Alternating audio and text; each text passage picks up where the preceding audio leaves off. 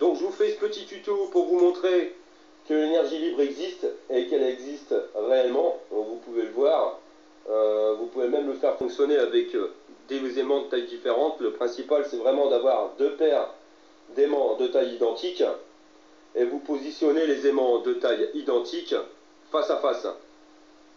Et que pour le plus grand des aimants, vous allez le couper un petit peu plus que la moitié pour venir le positionner juste en face. Donc les aimants vont attirer les rondelles qui vont faire tourner l'hélice.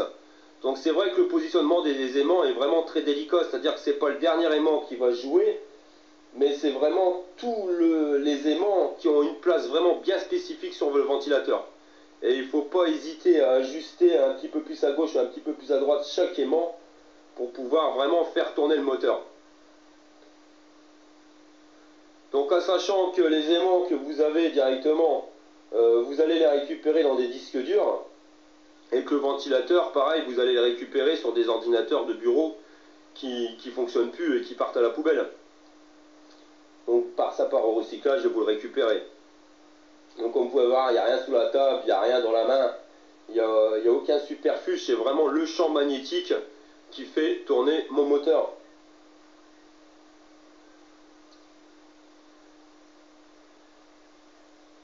Au niveau des câbles, vous voyez bien, ils sont raccordés à rien du tout. Vous pouvez aller voir sur les côtés du ventilateur, il n'y a vraiment rien de caché, hein. La seule chose qui fait tourner mon moteur, c'est la force magnétique des aimants. Vous pouvez regarder derrière, il n'y a rien non plus, hein. Il n'y a rien de branché, le capot, il n'y a rien, c'est le magnétisme attire les rondelles et fait tourner le moteur. Donc il n'y a rien de magique. Il y a des gens qui vont me dire c'est surréaliste, mais il n'y a rien de surréaliste. Vous allez transformer tout simplement la force du champ magnétique, les deux aimants qui sont ici, hein, vont attirer les rondelles, vont faire tourner l'hélice, et vous allez donc convertir cette force magnétique en force mécanique. Et si vous coupez ça à un générateur, eh ben vous allez produire du courant. Donc vous convertissez tout simplement le champ magnétique en électricité. Si je fais cette petite vidéo en réponse aux gens qui disent que le moteur énergie libre n'existe pas, je vais vous poser une simple petite question. Quand je prends deux aimants ronds avec un trou au centre, puis un crayon à papier, vous allez poser votre premier aimant sur la table, puis au centre vous allez venir poser votre crayon à papier et vous allez remettre donc un aimant autour du crayon à papier. Donc vous voyez, les aimants en plus sont alourdis avec le métal qui est collé dessus. Donc comme vous pouvez le voir, les aimants sont en lévitation. Vous pouvez faire ce que vous voulez. Il est impossible que les aimants se collent. Pourquoi? Parce qu'ils créent un champ magnétique et ce champ magnétique s'oppose et donc lui permet de supporter son propre poids plus le poids du métal. Si je le laisse tel quel et que je reviens dans 10 ans, qu'est-ce qui se passe? Les aimants seront toujours au même stade. Donc on est bien d'accord qu'on a utilisé une énergie, l'énergie magnétique. Pendant 10 ans, l'aimant a supporté son propre poids sans consommer aucune énergie. C'est l'énergie qui est produite dans lui-même, ce qui crée le champ magnétique. Donc je voudrais savoir pourquoi un aimant est capable de supporter son propre poids plus celui d'un châssis métallique, et pourquoi il n'arriverait pas à entraîner une malheureuse hélice avec des rondelles métalliques dessus. Pouvez-vous me répondre? Le moteur à énergie libre consomme en fin de compte l'énergie contenue dans les aimants, en sachant qu'un aimant a été monté à peu près pour 300 ans. Vous voyez, on peut dire que c'est quasiment illimité. Bonjour à tous, dans cette nouvelle vidéo je vais vous dire quelques mots sur le moteur S. C'est un petit moteur qu'on arrive à faire tourner grâce à un ventilateur. C'est-à-dire on se sert d'un petit ventilateur d'ordinateur sur lequel on fixe des petites rondelles métalliques et autour on met des sortes d'aimants qui vont faire tourner le ventilateur. Et cela sans aucune source d'énergie. Le ventilateur va tourner juste grâce à la puissance des aimants, comme les vidéos viennent de vous le faire comprendre. Bon, là je vais vous parler de ce petit moteur, mais avant je vais vous dire quelques mots sur Tesla. Tesla disait encore quelques générations qui passent et nos machines seront conduites par la force obtenue à n'importe quel point dans l'univers. C'est une simple question de temps et les hommes réussiront à connecter leurs machines au rouage même de la nature. En langage plus clair, dans cette phrase, Nikola Tesla évoquait l'énergie éthérique. Comme le précise Nikola Tesla, le vide qui nous environnerait contiendrait en fait une importante quantité d'énergie proche du point zéro. C'est une énergie, du moins une source d'énergie qui serait inépuisable et gratuite pour celui qui sait la capter, du moins qui saura la capter. À son époque, Nikola Tesla avait déjà découvert l'existence de cette énergie invisible. Il avait même fabriqué une voiture qui fonctionnait grâce à ce fluide énergétique invisible dans lequel nous baignons tous. Mais avant d'exploiter cette énergie du point zéro, Nikola Tesla avait travaillé sur la transmission de l'électricité sans câble. Bah, lui, il imaginait la Terre comme une plaque géante, comme la plaque géante d'un condensateur, et la ionosphère comme une deuxième plaque géante.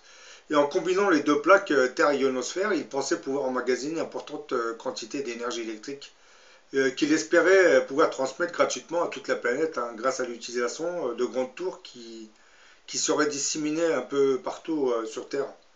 Bah, lors de ses interviews, il expliquait que n'importe quelle personne dans le monde qui serait équipée d'un appareillage bien précis pourrait recevoir ainsi et gratuitement cette énergie électrique. Hein. Mais bon, certains de ces financiers inquiets le lâcheront, hein, puisqu'ils voyaient, surtout les banquiers, hein, ils voyaient vraiment un danger pour leur intérêt. Hein. Même sa tour sera finalement démontée. Hein. Je pense que c'est bien une main divine qui aurait décidé de mettre un terme à ces travaux, car comme nous le savons avec la résonance de Schumann, hein, bah, notre ionosphère oscillerait sur une fréquence de 7,83 Hz. Et celle-ci correspondrait à la fréquence du cerveau humain.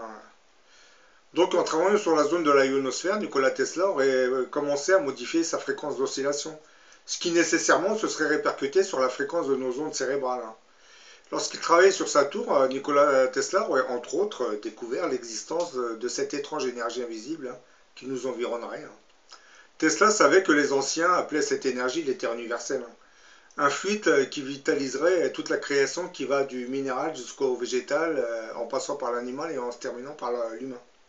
Bah, cette énergie issue de l'éther universel se représente dans les rochers, les forêts, les fleuves, les mers, dans les végétaux et même dans le corps humain. Bah, c'est une source d'énergie renouvelable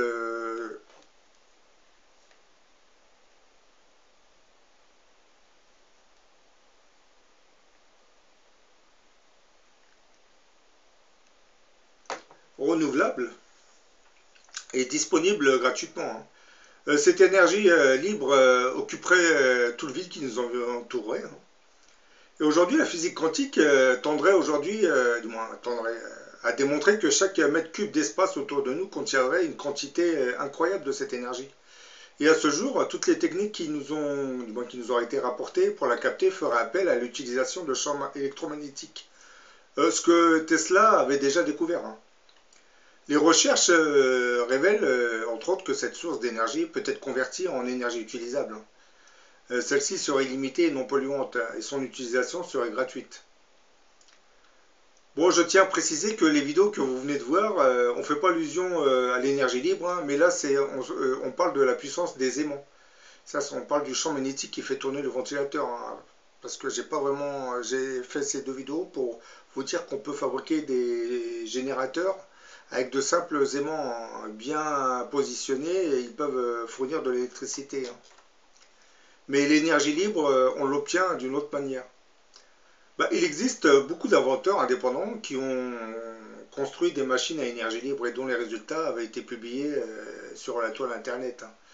Les machines à énergie libre constituent les preuves de l'existence d'une forme d'énergie hein, qui n'est pas connue du monde des scientifiques, hein, bien que certains scientifiques commencent à se pencher dessus. Hein.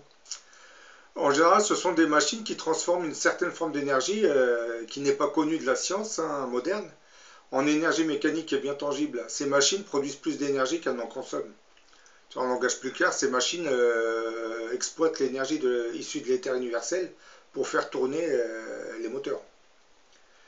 Mais bon, la science officielle refuse toujours de parler de l'énergie libre. Hein. Elle nous explique que les lois de la physique actuelle ne peuvent pas nous permettre de comprendre ce qu'est vraiment cette énergie qui est invisible et pratiquement méconnue. On se base que sur les dires des anciens ou d'anciennes civilisations qui parlent d'une énergie invisible, hein, d'un éther universel qui vitaliserait toute la création. Mais avec le temps et les progrès de la science, la physique quantique nous apprend aujourd'hui que beaucoup de lois de la physique n'ont pas encore été découvertes. Par exemple, on a découvert que l'univers est constitué de plusieurs dimensions qui se superposeraient dans l'univers. Que les trous noirs pourraient fort bien n'être que des vortex géants ouvrant vers d'autres dimensions de l'univers. Et le phénomène de l'intrication quantique nous apprendrait que deux particules distantes de plusieurs millions de kilomètres peuvent ressentir le même effet instantanément et en même temps. Que des particules de matière existeraient simultanément à plusieurs endroits de l'univers et il serait possible de téléporter de la matière à travers de la matière ou de l'information à travers l'univers. Bon, pour ce qui est de la téléportation, certaines équipes scientifiques ont déjà réussi à téléporter des particules. Hein. Donc de là à insérer de l'information dans ces particules, il n'y a que deux pas. Et dans le futur, je pense qu'on pourra même téléporter un être humain, puisque l'être humain est composé d'atomes. Hein. Donc vous dématérialisez l'être humain, vous le recomposez un peu plus loin.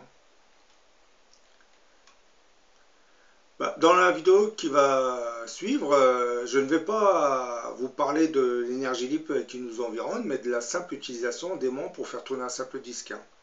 Mais bon, bien entendu que l'énergie libre existe bien hein, et réellement, hein, et celle-ci s'obtient par la fabrication de machines de plus en plus sophistiquées. Mais ça, vous pouvez les retrouver sur la toile internet. Vous avez beaucoup de vidéos où certains chercheurs autodidactes présentent leur moteur à énergie libre. C'est-à-dire des moteurs qui ne fonctionnent sans rien, c'est-à-dire sans aucune source d'énergie, ni électrique, ni pétrole, ni gaz. Hein. Ça fonctionne juste avec la puissance des aimants. Cette expérience que vous allez voir, vous pouvez tous la réaliser. Je parle pour ceux qui douteraient de la réalité de l'expérience. Hein. Vous pouvez toujours vous prenez un petit ventilateur d'ordinateur, hein, et sur chaque pale de ce petit ventilateur, vous fixez une petite pièce, du moins une rondelle métallique, hein, vous la collez, et autour du ventilateur, comme vous l'avez vu au début de la vidéo, vous fixez 4 aimants bien positionnés. Et par le seul pouvoir des aimants, vous pourrez faire tourner le ventilateur sans aucune source d'énergie. À partir de ces petits dispositifs, hein, on pourrait même commencer à songer à de vrais générateurs électriques qui fourniraient de l'électricité gratuite. Hein. Puisque on pourrait construire des ventilateurs un peu plus grands, avec des aimants beaucoup plus puissants qui pourraient faire tourner une sorte de... comme un alternateur, hein, mais avec des pales. Et bon, n'oublions pas de préciser hein, qu'on peut extraire de l'énergie issue de l'éther universel en utilisant la puissance d'un champ magnétique. Donc pour capter cette énergie, il faut commencer à travailler sur des machines qui génèrent des champs magnétiques. Bon, maintenant je vais vous diffuser la fameuse vidéo où on voit le fameux ventilateur générer de l'électricité. Hein. Donc je vous fais cette petite vidéo pour vous montrer que le moteur ICE est un moteur qui fonctionne. Donc comme vous pouvez le voir, il n'y a aucun superfuge, donc il n'y a pas de trou dans la table. Vous pouvez le voir, l'arrière du ventilateur n'a pas été abîmé. Voilà. Donc là, sur ce système, j'ai utilisé un demi-aimant au néodyme et 4 aimants, donc c'est un aimant de haut-parleur qui a été coupé. Donc je reprécise sur ce système qu'il ne faut absolument pas acheter le matériel. Tout ce matériel-là pollue notre planète, c'est-à-dire que vous allez le trouver partout. Ça, c'est un vieux ordinateur de bureau. Posez ça là.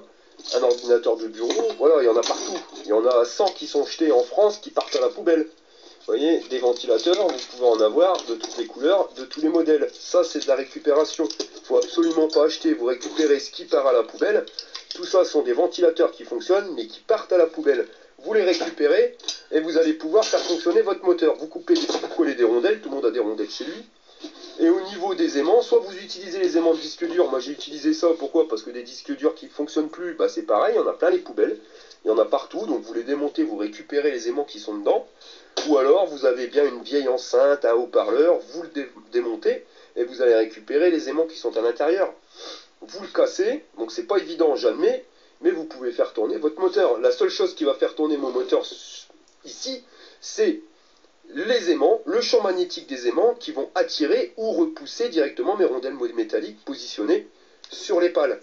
Là, je ne suis pas passé par un transfo. Pourquoi? Parce que je vous ai pris une ampoule LED 12 volts.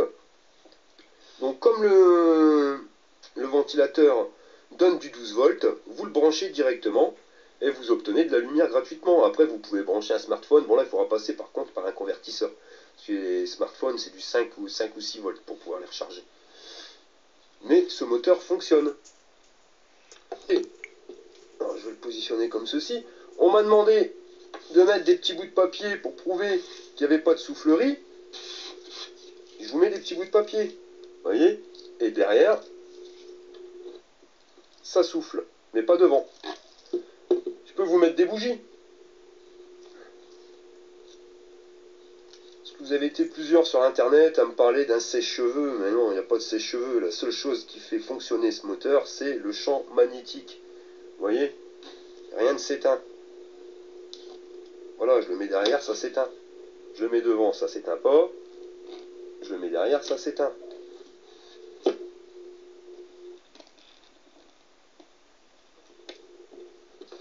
Pour vous prouver que ce moteur fonctionne, je vais vous le faire fonctionner dehors.